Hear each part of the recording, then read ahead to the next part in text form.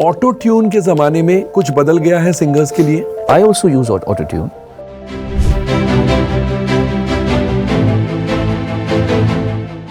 वक्त जो होता है वो होता टाइटैनिक शिप। कभी सेल्फ डाउट नहीं आया? आया बिल्कुल आया। मैं एक बार रोया भी था। तो मैं जब दिल्ली से आया वापस तो उन्होंने मैंने मिश्रा जी थे वो मुझे कहते हैं बेटा तेरे 4 गाने डब हो गए। मैंने बोला इतना अच्छा गाने के बाद मैंने was just 19 मैंने रोते रोते गाना सीखा उनका। टैलेंट की भरमार है इंडिया में, ठीक है, सिंगर्स स्पेशली। अगर कोई अपना काम सामने नहीं ला पा रहा है और वो कंप्लेन करता जाए तो वो या तो काम में कच्चा है या इंसान कच्चा है। माइक्रोफोन के सामने टाइम लगाओगे तो इज्जत कम है, माइक्रोफोन के पीछे टाइम लगाओ, यहाँ पे कम टाइम लगाओ तो तुम महान कहलाते हो। ये कहना ठीक होगा कि बेसुरे भी सिंगर्स बन सकते हैं, प्लेबैक सिंगर्स बन सकते हैं? बेसुरे को ठीक करने के लिए ना किया जाए। आप 99% ठीक से गा दो, 100% बोले आएगा। मेरे पापा कड़क बहुत हैं। उन्होंने मुझे कहा था कि तू बॉम्बे में शो नहीं करेगा। मतलब क्यों नहीं करूँगा, जब शो तो हम दिल्ली में भी कर रहे हैं। तू है दिखने में अच्छा, तू गाता अच्छा है, तेरी बन जाएगी गर्लफ्रेंड यहाँ पे, तेरे अंदर से वो भूख मिट जाएगी। मैं रिबेल नहीं था कि अरे so what, you know, I have my own life. I also want to have a girlfriend. I also want to have some friends. You know, it's my life. I don't know. तो मैंने ये नहीं किया मेरे पास। If you have somebody who's teaching you wrong, साहस को शाहस बोलते हैं, है ना? हमें बड़ी खुशी हुई, बड़े शौक की बात है ना?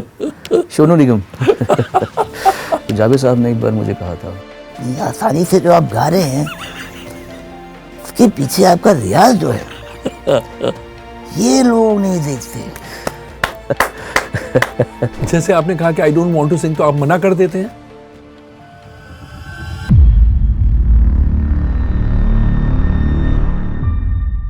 हमारे आज के जो गेम चेंजिंग सिंगर है उन्होंने 30+ लैंग्वेजेस में गाने गाए हैं और हर लैंग्वेज में खरे उतरे हैं। खरे क्या उतरे हैं? सोने की तरह चमके हैं। And if this isn't enough proof of his versatility, let me tell you, whatever the genre, चाहे वो रोमांटिक सॉन्ग हो, मौज मस्ती वाला गाना हो, या फिर इमोशनल सॉन्ग हो, देशभक्ति वाला हो, वो वैसे ही खरे उतरते हैं, यानी सोने की तरह चमकते हैं। Let's welcome Sonu Nigam. Sonu, welcome to game changers with Komal Nahata. Thank you Komal ji, thank you for such a lovely introduction and good to meet you again. It's always a pleasure to meet you.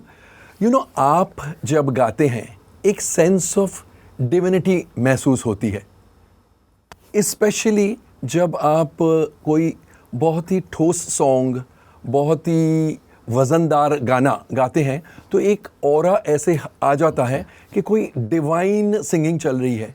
ये कल्टीवेट किया या it comes naturally? How did this happen? इसका मैं आपको क्या उत्तर दे सकता हूँ। मैं अपने काम को इज्जत से देखता हूँ और जो मेरे इंस्पिरेशन रहे हैं सभी के सभी मेरे लिए भगवान ही रहे हैं। और इवेंचुअली बाद में जब समझ में आया कि भगवानों में ही जी रहा हूँ मैं, मतलब there is nothing that is not God, तो फिर अपने काम की तरफ भी दृष्टि शायद यही पड़ी। और जो हम कहावतें सुनते आते थे पहले, गॉड लाइज इन डिटेलिंग, तो परफेक्शन तो कभी नहीं आएगी क्योंकि परफेक्ट तो सिर्फ ईश्वर है, लेकिन डिटेलिंग में थोड़ा जाता हूँ मैं, कोशिश करता हूँ, क्योंकि हर इंसान हर चीज़ में पारंगत नहीं हो सकता, अपनी गलतियाँ देखनी पड़ती हैं।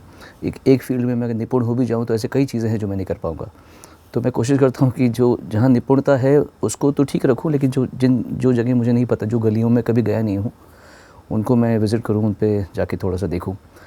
तो शायद मेरे भाग्य अच्छे हैं कि इस जीवन काल में ये सुनने का मौका मिल रहा है किसी कलाकार को। अगर कोई ये कहे कि तुम्हारे काम में डिविनिटी है, तो बजाय कि इसका आंसर देने के, I have to only thank God for it. You know, and I am not saying this just क्योंकि क्वेश्चन पूछना है।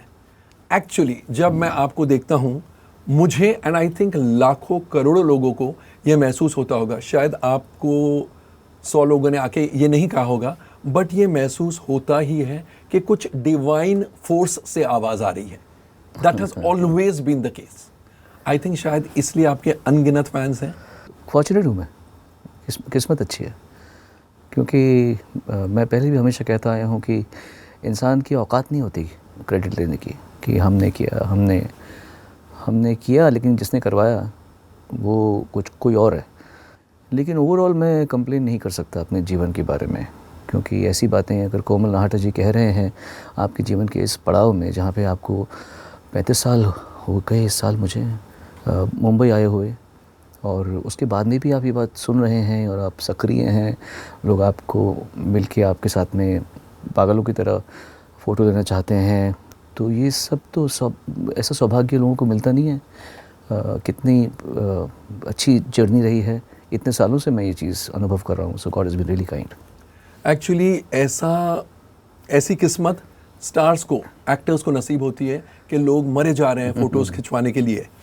आपकी गायकी तो खूबसूरत है, उसके साथ आपका चेहरा भी खूबसूरत है, इसलिए शायद आप एक्टर बनने की भी कोशिश कर रहे हैं। एक्टर नहीं बने इसका गम है, दुख है, या you forgotten that? Komal ji, उस बात को 24 साल हो गए। करेक्ट।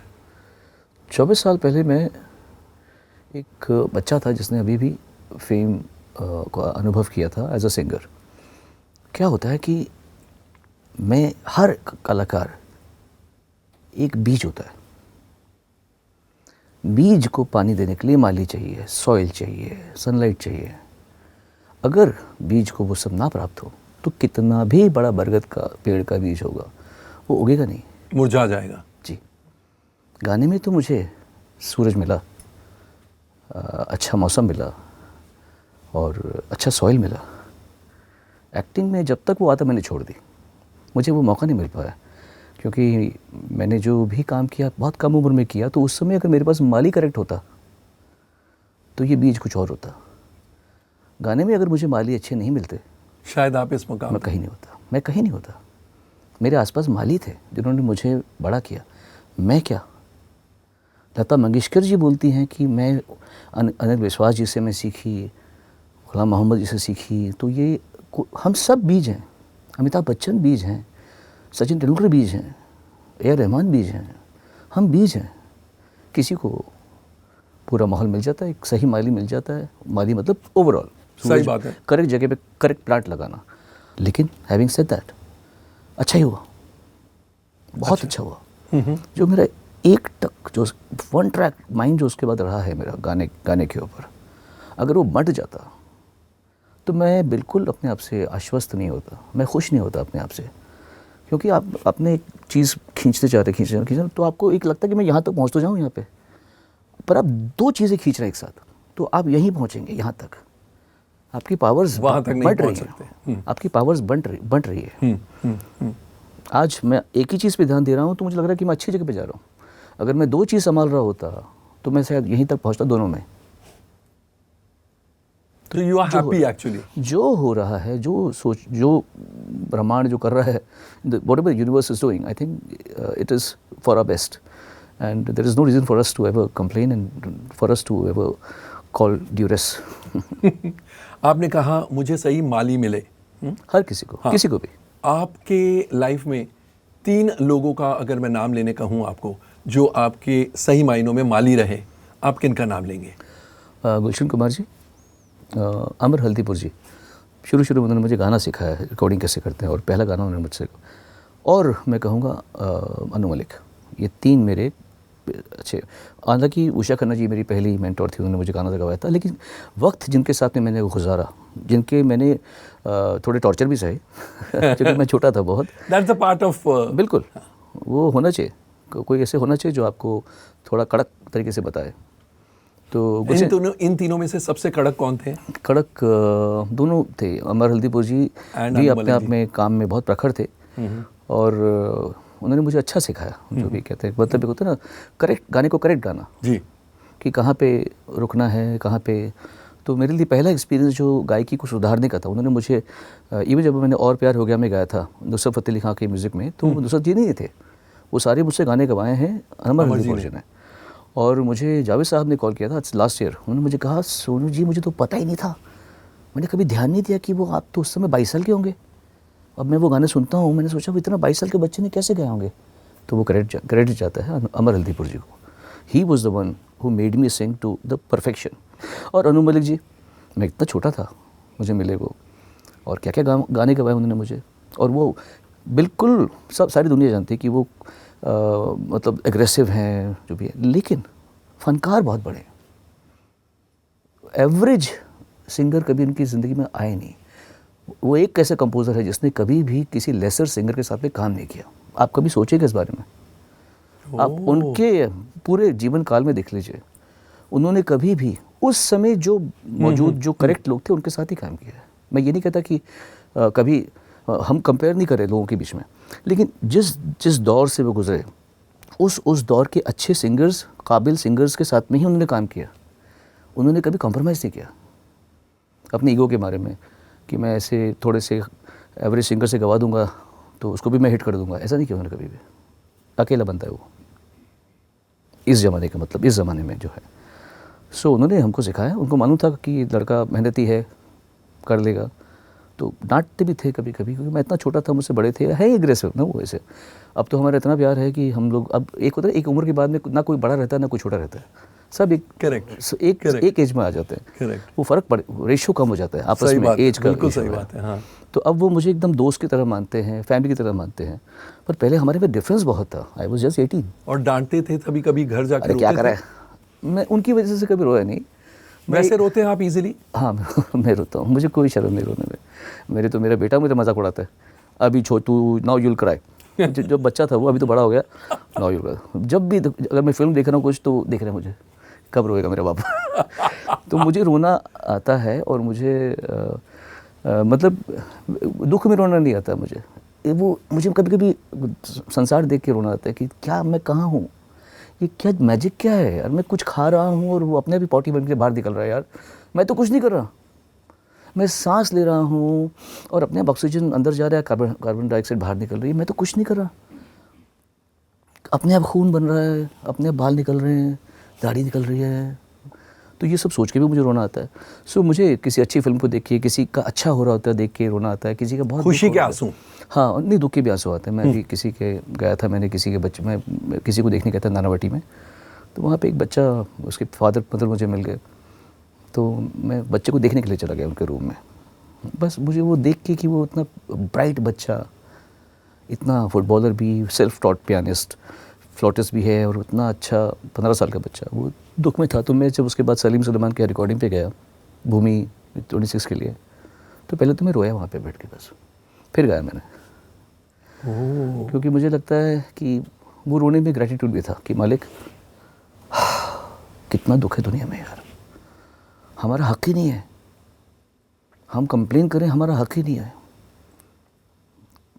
मतलब किसी के चेहरे पे तेजाब फेंक दिया है, जीवन भर ख़त्म हो गया किसी का, किसी को चाकू घोंप दिया, किसी को कुछ और कर दिया, किसी की इज्जत से खेल लिया। There are so many different things in that. तो वो सोच के मुझे उसमें रोने में खुशी भी होती है और ग्रेटिट्यूड भी होती है कि मालिक, मतलब सॉरी अगर मैंने कभी तुझसे बदतमीज़ी की हो, माफ़ करना यार, माफ़ करना। तो फिर आंखों में आंसू आते मुझे। देखिए यही कारण है डिविनिटी का, जो मेरा पहला सवाल था। You think on such a divine level कि वो तो अपनी आपकी गायकी में आएगी ही आएगी। पता नहीं, शायद रास्ता ईश्वर ने ये चुना है मेरा। I am happy that I am in a good space. God, ये भी एक मेहरबानी है। How sweet. वर्सेटिलिटी, लोग कसमें खाते हैं आपके वर्सेटिलिटी की। कोई भी गाना दे दो, नहीं तो जनरली क्या होता है कि एक पर्टिकुलर टाइप ऑफ सॉन्ग के लिए एक आवाज़ चुनी जाती है। It's people like to straight jacket, you know, कि अरे ये गाना है तो इसको बुला लो, ये गाना है तो इसको बुला लो। आपके करियर में शायद ऐसा कभी नहीं हुआ? We are witness to so many decades and you much more than me. कितना कुछ बदला है। 90s का दुनिया अलग थी, 2000 में एक अलग दुनिया बदली, 2010 में कुछ और बदला और अभी कुछ और चल रहा है। तो उस ज़माने में जब मैं आया था और उसके पहले भी, अगर एक वर्सेटाइल सिंगर है तो उसको कव्वाली भी दे सकते थे, उसको आइटम सॉन्ग भी दे सकते थे। अगर आपने कोई सैड सॉन्ग बनाया है तो उसको दे सकते थे, और रोमांटिक है तो दे सकते थे, फास्ट रोमांटिक सॉन्ग तो दे सकते थे, क्योंकि जैसे रफ़ी साहब हैं, किशोर कुमार जी थे, वर्सेटाइल थे। सही बात है ना। तो हमारे गुरु भी वो थे, और जो लोग गाना बना रहे थे उनके भी गुरु वो थे। तो वो उम्मीद नहीं करते थे कि मतलब अगर चाहे कोई मुझे जंगली कहे तो मैं कोई और सिंगर दूंगा, आपके हसीन रुख में कोई और सिंगर दूंगा, है ना, तेरे मेरे सपने के लिए सिंगर। उनको था कि यार एक वर्सेटाइल सिंगर है, सब गा, सर जो तेरा चकराए भी गा, चिंगारी को भड़के भी गा, रफ्ता रफ्ता मेरी आँख। तो इस सिंगर से उम्मीद थी कि वर्सेटाइल तुम्हें होना पड़ेगा अगर तुम अच्छे सिंगर हो तो मैं उस ज़माने में आया जब ये परंपरा थी। फिर बाद में 2000 में परंपरा थोड़ी बदली और एक्सपर्ट्स आए। भाई किसी का जॉनर जिसे कहते हैं एक कव्वाल की आवाज़ है, जिसको हम मिस्टेकली सूफ़ी म्यूज़िक कहते हैं। सूफ़ी म्यूज़िक मैं हमेशा कहता हूँ कि सूफ़ी म्यूज़िक होता नहीं, सूफ़ी थॉट होता है, सूफ़ी स्टेट ऑफ माइंड होता है। उसमें म्यूज़िक जो बनता है वो, तो हम कहेंगे कि जो एक गायकी प्रधान कव्वाली नुमा जो सिंगिंग होती है, उसके एक्सपर्ट्स अलग होते हैं, उनकी आवाज़ें ऊँची जाती हैं, बुलंद जाती हैं, वर्सेटाइल सिंगर से बेटर जाती है वो। Versatile singer is the jack of all, may be not master of, may be master of one thing, but वो हर चीज़ कर सकता है, पर एक चीज़ मास्टरी में कर सकता है वो। लेकिन एक प्रॉपर कव्वाल, एक प्रॉपर गज़ल गायक, एक प्रॉपर अलग आवाज़, वो अलग होती है। कुछ लोग बहुत ऊंचा आराम से गा लेते हैं, नीचे नहीं लगता, कुछ लोग नीचे गा लेते हैं, ऊंचा नहीं लगता। तो फिर वो दौर बदला। I was lucky, I really enjoyed that 90s era and the 2000, जहाँ पे मुझे तुमसे मिल के दिल का है जो हाल कव्वाली भी मिल रही है, और उसी फिल्म में किसका है ये तुमको इंतज़ार, वो भी मुझे मिल रहा है। फिर मैं एक ही फिल्म में गा रहा हूँ, अरे डरा ए अरे डरा ओ, वो भी गा रहा हूँ। फिर जीने के हैं 4 दिन, वो भी गा रहा हूँ। या दिल मांगता है दिल, एक ही फिल्म में 3 तरह के गाने, एक पंजाबी है, एक ये है और एक वो है। करेक्ट। सो ये मेरा सौभाग्य है कि मैं एक तरफ what is mobile number, what is yours, वो भी गा रहा हूँ, और इसी फिल्म में गाना था जो मैंने रोमांटिक गाया था, जो शायद फिल्म में नहीं था, and was very nice song, तो वो भी मैंने गाए हुए हैं। तो आई वॉज वेरी फॉर्चुनेट। मैं जल्दी आया इसलिए मैंने मज़ा ले लिया। अगर मैं लेट आता, and all thanks to my father, जो सबको पता है, मेरे फादर ने कहा था कि या तो तू अभी मस्ती कर ले और बाद में धक्के खाना, या अभी धक्के खा ले और बाद में मस्ती करना। He used to say that.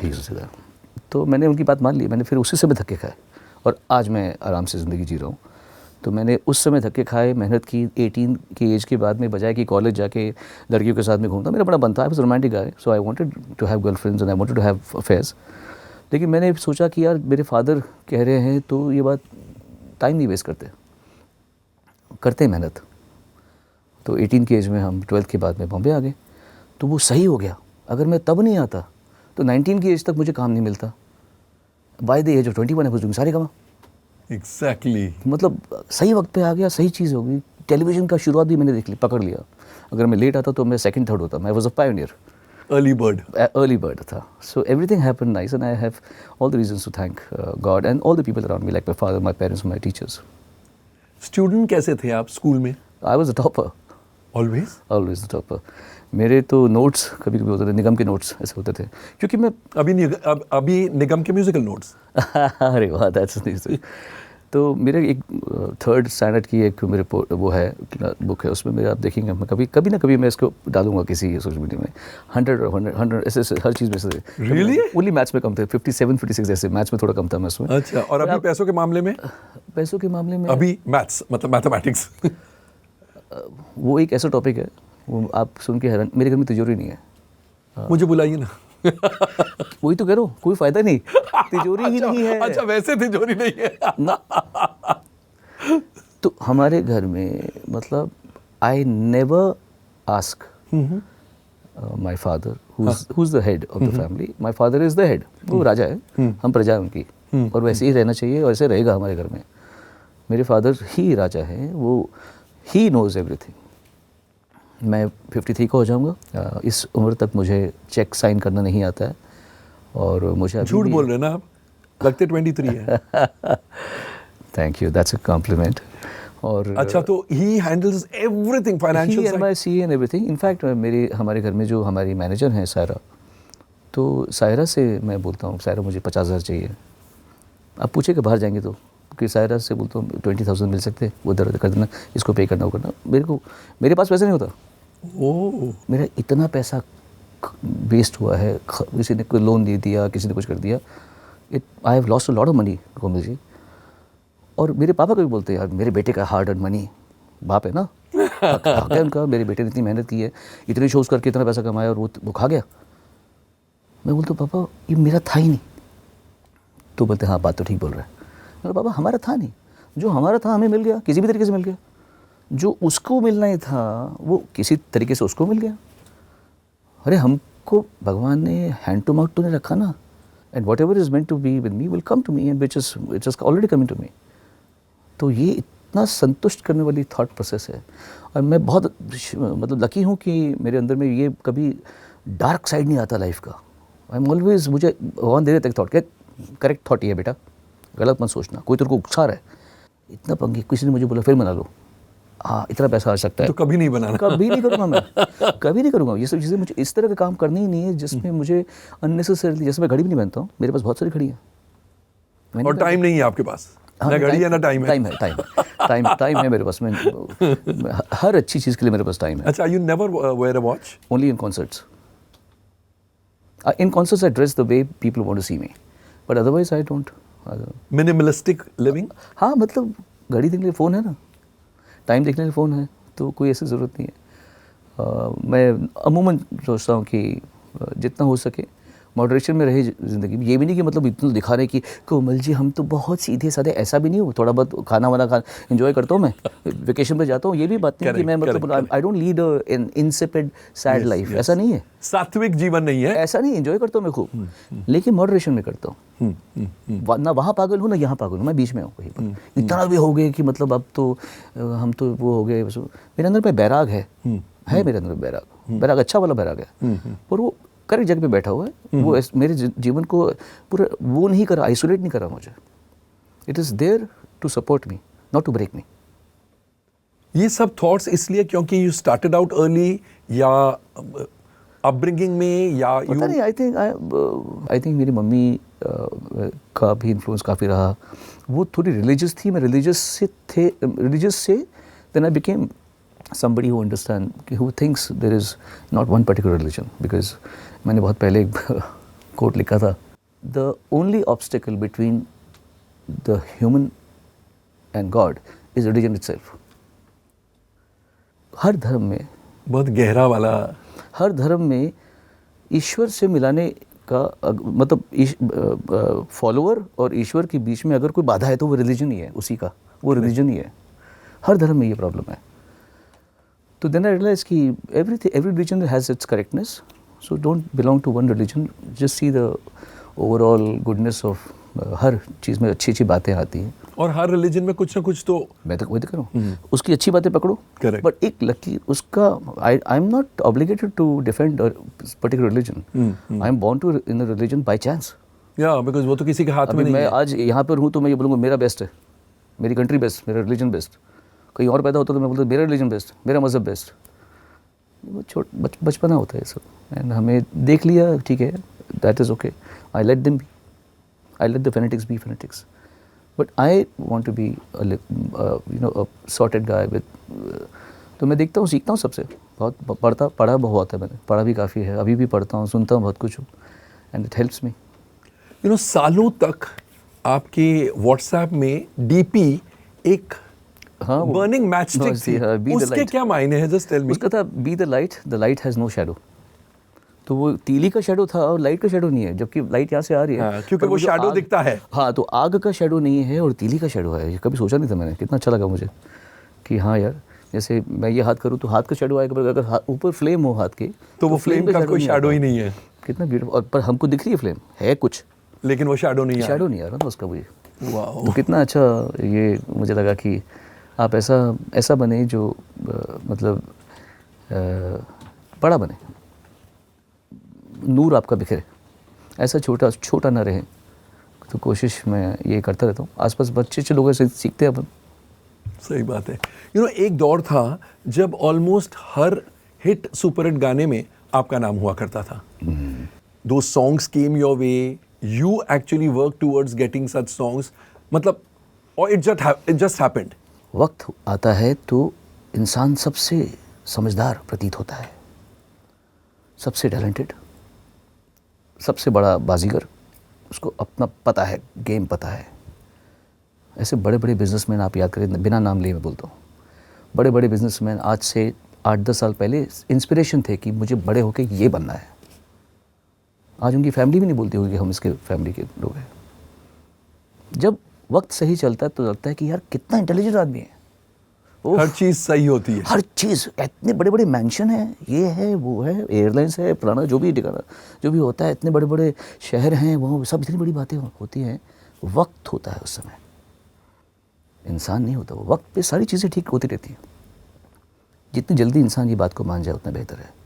ये अकड़ के हमने किया, हमने बड़ा रियाज़ किया, हमने बहुत दिमाग लड़ाया, वेरी स्मार्ट पीपल, नो, मैंने बड़ी स्मार्टनेस से यहाँ इन्वेस्ट किया, वहाँ इन्वेस्ट किया, ये इन्वेस्ट किया। आपने इन्वेस्ट तो किया है, वो प्राइस बढ़ गया, उसका अच्छी बात है। अगर वो वहाँ पे वॉर हो जाता दुबई की तरीके से, तो आपकी वो प्रॉपर्टी डाउन भी तो हो जाती। यही डिसीजन आपका एकदम गलत हो जाता। वही चीज़ है। तो वक्त की बात है, मेरा वक्त आया फिर गया फिर आ गया। अभी ये वक्त की बात है। जब उस समय मैं गा रहा था तो ठीक है, उस समय लोगों ने मुझे खूब प्यार दिया, मैं एल्बम पे एल्बम निकाल रहा हूँ, लोग पागल हो रहे हैं, उसमें मेरे पोस्टर्स दिखते थे। और उसके बाद में अभी मुझ में कहीं तक अच्छा समय रहा, फिर मैंने कॉपीराइट का मुद्दा उठा लिया, फिर मैंने वो पकड़ लिया, तो सबने मुझे बैन कर दिया, टी सीरीज़ ने बैन कर दिया, जी टीवी ने, जी म्यूज़िक ने बैन कर दिया, काम करना छोड़ दिया। अभी ये तो अभी वो हो गया है, क्या बोलते हैं उसको, एक्टिविस्ट हो गया। और आज इतना अच्छा हो गया कि वही कंपनीज वो सब, हम सारे सिंगर्स को आराम से रॉयल्टीज़ भी दे रहे हैं, हमारे घर में आके खाना खाते हैं सब प्यार से।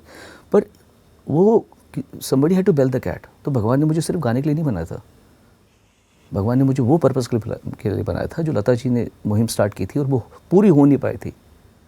उसके लिए भगवान ने बोला कि तू अपने उरूज पे, अपने पीक पर अपने करियर को ऐसे छोड़ देगा और तू ये पंगा लेगा, क्योंकि तू नहीं लेगा तो किसी में ही गट्स होंगे नहीं। तेरे को सेटिस्फैक्शन दे रखी है मैंने, तू ये पंगा ले सकता है। But at the peak of your career डर नहीं लगा कि मैं मेरे करियर से खिलवाड़ कर रहा हूँ? मैंने सोचा नहीं था कि मुझे अच्छा। ऐसा बैन कर दिया जाएगा। I didn't know this. I thought कि हम इससे निकल जाएंगे, बट वो चीज़ें ख़राब होती गई। बट जब मैंने देखा कि जब सब हर जगह से मेरे दरवाजे बंद हो रहे हैं, तो लेकिन मुझे ये पता था कि स्टेज पे तो मैं तोड़ रहा हूँ, मत दो गाने स्टेज पे, तो मुझे रोक ही नहीं पाओगे। फिर बदली कैसे दुनिया वापस? हाँ, फिर सब आहिस्ता आहिस्ता जब लॉज बदले, तो उसके बाद में म्यूज़िक कंपनीज़ को भी एहसास हुआ कि Sonu has never been wrong in his, and not unreasonable तो किया नहीं मैंने। और फिर वक्त बदलता है, सारी म्यूज़िक कंपनी से मेरे वापस से रिश्ते होने शुरू हो गए अच्छे। अब तो मतलब भाई और भाई के अलावा बात ही नहीं होती, हम सब आपस में इतने प्यार से रहते हैं, साथ में खाना खाते हैं। यही होना था, हम सभी को उस अनुभव से गुजरना था। वो कड़वाहट उनके मन में मेरे लिए ख़त्म हो गई। And you are forgiving by nature? Forgiving का हमारी औकात नहीं है, हम क्या फॉरगिव करेंगे, हम कौन है फॉरगिव करने वाले? ये कहानी किसी और ने लिखी है, हम तो पात्र हैं। मैं ना इतना बड़ा हूँ कि मैं किसी को माफ़ करूँ, ना किसी से माफ़ी मांगूँ। कहानी लिखी है, उसका मैं पात्र हूँ। I am suppose to do this, you are suppose to do this, you do your dialogue, I am giving you my dialogues, ख़त्म बात। तो अब उसके बाद में जो लाल सिंह चड्ढा, शहज़ादा, मेरे ढोलना, ये अपना जो भूल भुलैया 3 में आया था, परम सुंदरी का परदेसिया, फिर बिजोरिया, बॉर्डर 2, अब तो बैक टू बैक। अब तो लोग मेरे गाना तूने दिल के रखी वो संग, अब मेरे गानों के तो वो भी निकल रहे। तो जो गाने मैंने 30 साल पहले गाए थे वो भी बाहर निकल रहे हैं। वक्त की बात होती है। अब अचानक सब खुल गया। वो मैंने एक और बात मैंने कही थी कहीं पे, कहीं नहीं, मतलब मेरे अपने आप को मुझे पता है, वक्त जो होता है वो होता टाइटैनिक शिप, वो टूट जाता है। तो जो थोड़े ऊंचे, जिन्होंने ज़्यादा पैसे भरे होते हैं, उनको लाइफ बोट मिल जाती है। और जो गरीब तबके के बेचारे होते हैं, उनको लाइफ बोट नहीं मिलती, वो डूब जाते हैं। वो जो लाइफ बोट है उसका नाम है गुडविल। वक्त जब ख़राब होता है आपका गुडविल, तो मैंने कोमल जी को तंग किया, बदतमीज़ी की मेरे अच्छे वक्त पे, तो आप मेरा लिहाज रखें। जब मेरा वक्त ख़राब है आप लिहाज करें, Sonu is a good man यार, वो अमीरी है मेरी, वो मेरी अमीरी है, तब मुझे मिलेगी लाइफ बोट। वो लाइफ बोट का नाम है गुडविल।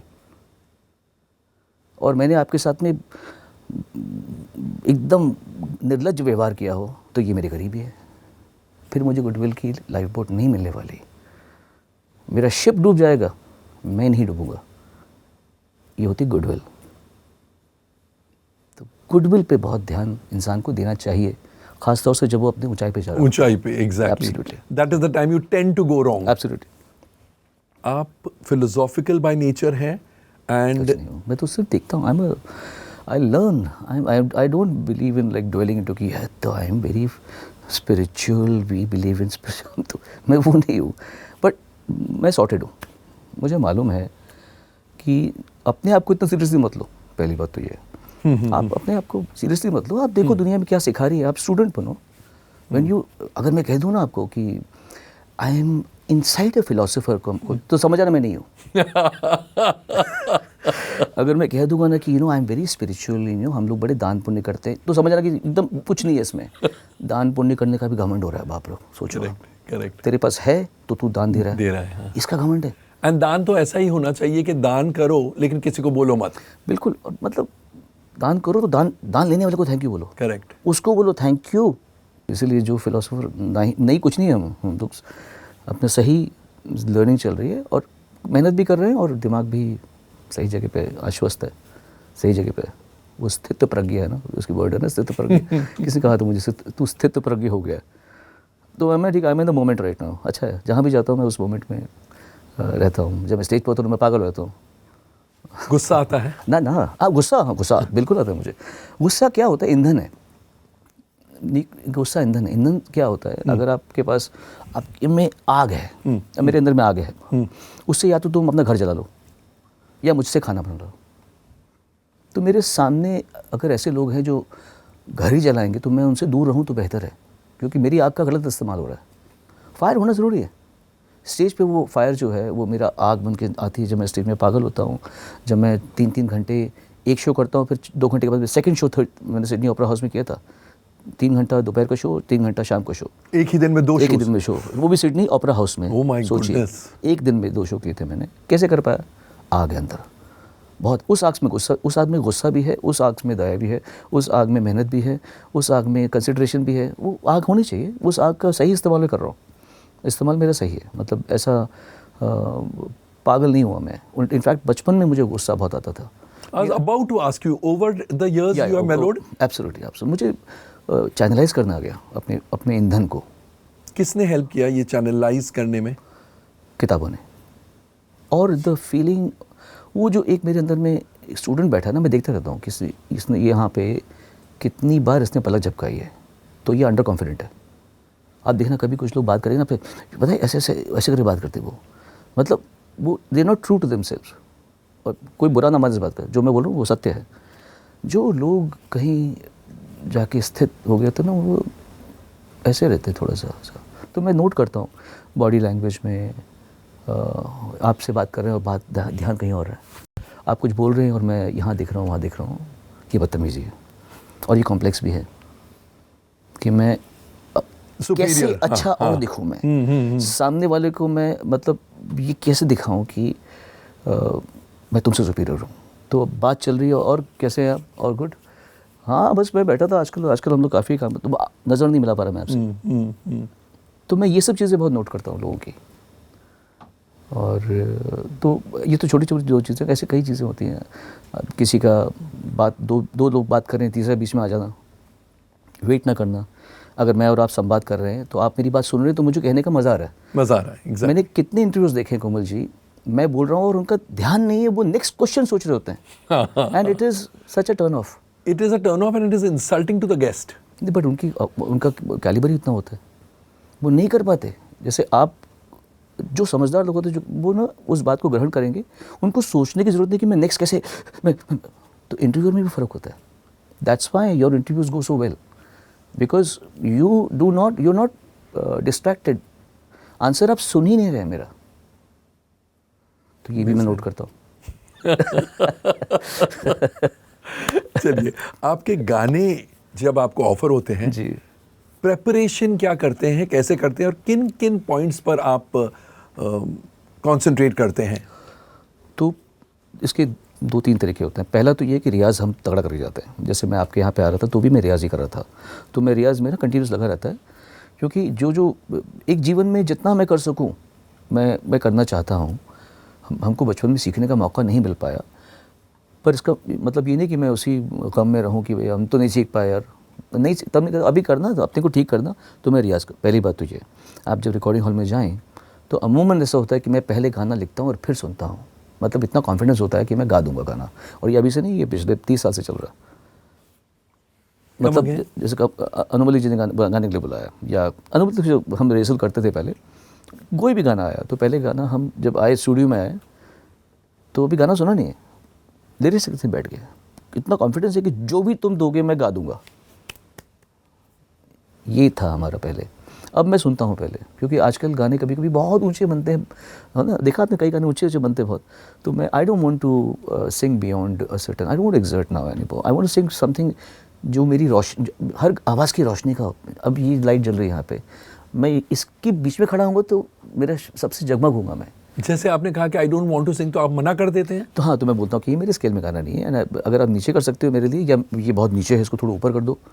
रोशनी का होता है आवाज़ में, मैं रोशनी से दूर जाऊँगा ना तो मेरे चमक दूर हो जाएगी। तो वैसे ही हर आवाज़ की एक रोशनी की जगह होती है। अच्छा। वो गाने का मज़ा आना चाहिए ना, कि आप मेरी रोशनी ये है नहीं, मेरी रोशनी की जगह वो नहीं है, मेरी रोशनी यहाँ पे है कि अपना परदेसिया है तेरे प्यार, अभी परदेसिया नहीं आएगा ना उसके बाद, अब परदेसिया गाने का ख़त्म हो जाएगा मेरा मतलब। तो मेरी आवाज़ की रोशनी यहाँ पे है, तो अब मैं चेक करता हूँ। पर पहले हमने जितने भी गाने गाए थे तो कॉन्फिडेंस इतना था, हम रियाज से कर चुके थे।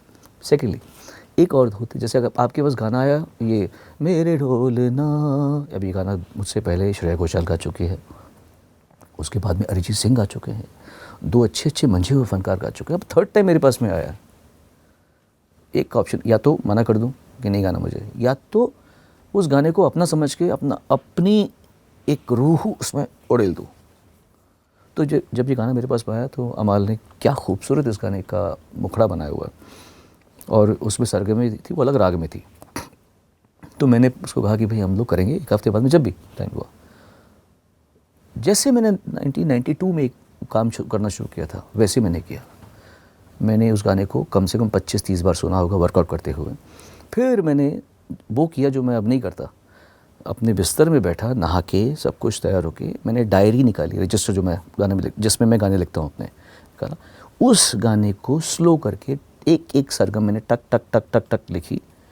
निजा निजा निजा निजा धनी नी धनी नी धनी मादा दा मादा गमा पदा नी रे जा निजा जा जा निजा धनी नी नी धनी मादा दा दा मादा गमा पदा नी रे जा सा सा ज ग म ग ग ग म म ग ग मदा नी नी ध म ग नि जा ग म म मदा नी ध ध ध नि जा जा जा ग ग रे सा नि ध म ध नि जा नि ध म ग सा नि ध नि सा ग म ध नि जा नि ध म ग सा ग म ध जा नि ध म ग नि रे ग म नि ध म ग सा ग म ग म ध नि जा नि जा नि जा नि जा नि जा ध नि ध नि ध नि ध नि धनी गम बदानी न बम गम बदानी न बम गम मम गम गरे गरे जनी धनी स ध ध नि नि सा ज ग गम थ ज ग गम म ध ध नि सा नि स ग गरे जनी जनी जनी ध बम ग गम धनी नि ध म ग गम गरे जनी स म ग प म नि ध म म गम गरे जनी स म ग प म नि ध म म गम ध ध नि नि सा ज ग ग नि नि सा ज ग गम म सा ज ग गम म ध ध ग गम म ध ध नि म म ध ध नि सा ज नि ध नि सा ज ग।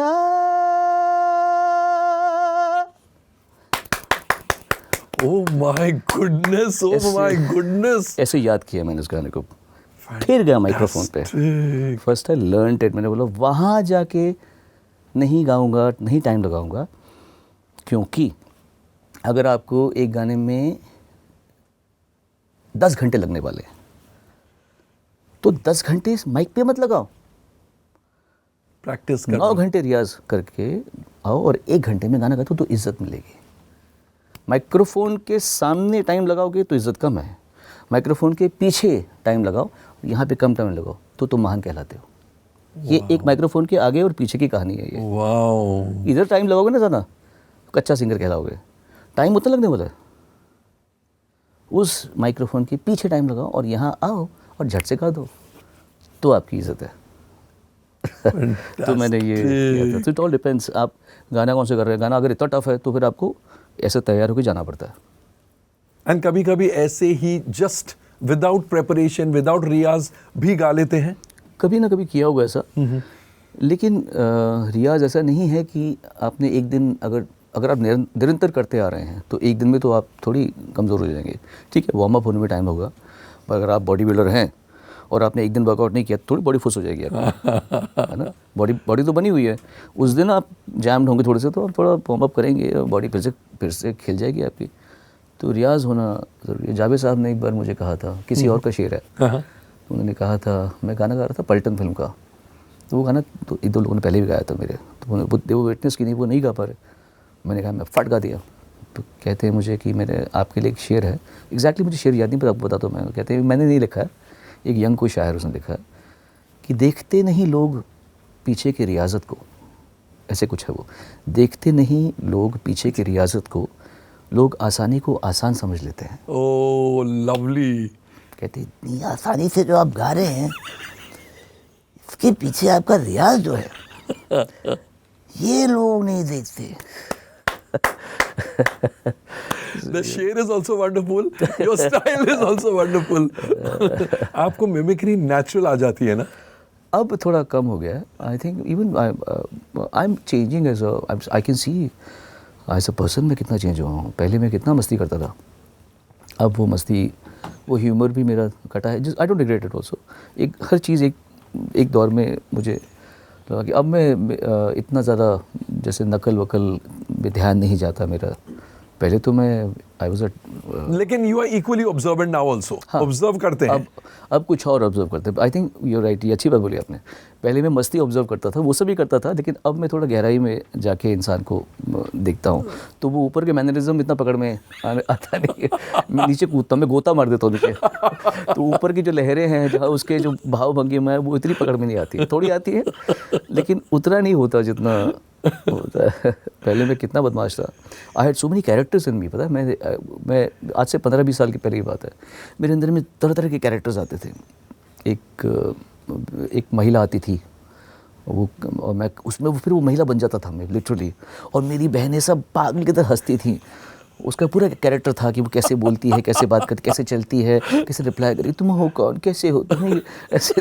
तो मेरी इतनी मस्ती चलती थी पहले, वो सब अभी बंद हो गया मेरा। I had many characters. कोई विच इज़ वाई एक इंटरव्यू में मैंने कहा था, इनफैक्ट कई इंटरव्यूज में मैंने कहा था कि I refuse to call him a singer, he is an all round entertainer. एकदम ऑलराउंड एंटरटेनर। आप मिमिक्री इतनी अच्छी करते हैं, आप एक्टिंग इतनी अच्छी करते हैं। इट्स एक्चुअली सरप्राइजिंग कि जैसा आपने कहा, सही माली नहीं मिला, नहीं तो you would have made a great actor also. I think there is a hidden actor in you. उसके बाद में मैंने कितने जो मैं कह रहा हूँ आपको, जब मैं मरूंगा ना, तो मेरे गानों की जो बात हो रही है उतनी तो होगी। जो मैंने एक्ट्स कर रखे हैं ना टेलीविजन, अपना अवार्ड्स, जो मैंने अवार्ड शोज़ में एक्ट्स कर रखे हैं। एक एक्ट किया था मैंने बहुत पहले, जीमा अवार्ड का फर्स्ट हुआ था, वहाँ पे मैं शंकर महादेवन की का बचपन, शंकर महादेवन की मम्मी और शंकर महादेवन जवान, ए रहमान का बचपन, ए रहमान की मम्मी, ए रहमान की जवानी, प्रीतम का अभी का रूप, अदनान सामी का बचपन, उनकी मम्मी और अदनान सामी का अभी का, हिमेश रेशमिया। मैंने एक शो पे इतनी मस्ती की थी। आई वाज अ मैड गाय। ये तो अभी मेरे अंदर कंट्रोल में आया, but otherwise I was a right. तो और एक जगह पे मैंने जैसे वो क्या बोलता था, वो डीमोनेटाइजेशन का मैंने किया था एक्ट। मैंने एक बार एक गाने को I've seen the demonetization, वो तो वायरल हुए पड़े थे।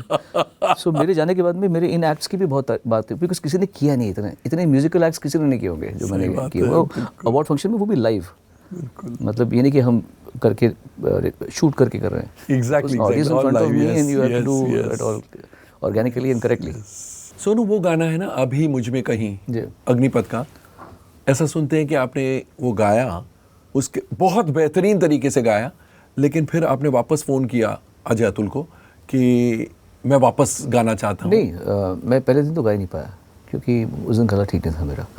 तो मुझे लग रहा था कि मैं इसमें ध्यान दे रहा हूँ, सुर मेरा वहाँ जा रहा है कि नहीं जा रहा, तो इमोशन पे ध्यान दे ही नहीं पाऊँगा। तो मैंने 5-10 मिनट गाया, मैंने कहा मेरा गला ठीक नहीं है, इसको मैं अच्छे गले में गाऊंगा तो मैं इसमें एक्सप्रेस कर पाऊंगा। ये गाना इतना अच्छा गहरा गाना है कि इसमें अगर मैंने सिर्फ गा दिया उससे फ़र्क नहीं पड़ेगा। I have to express. अब है ऐसा ऐसे होना चाहिए। अब है सामने इसे छू लो ज़रा ये आना चाहिए, ज़रा ऐसे नहीं हो सकता। उसको देना पड़ेगा थोड़ा सा, मुझे ध्यान दे के उसको ठीक से समय देकर गाना पड़ेगा। तो उसके लिए गला ठीक होना ठीक है मेरा। तो मैंने वेट किया, नेक्स्ट डे गला ठीक हो गया मेरा।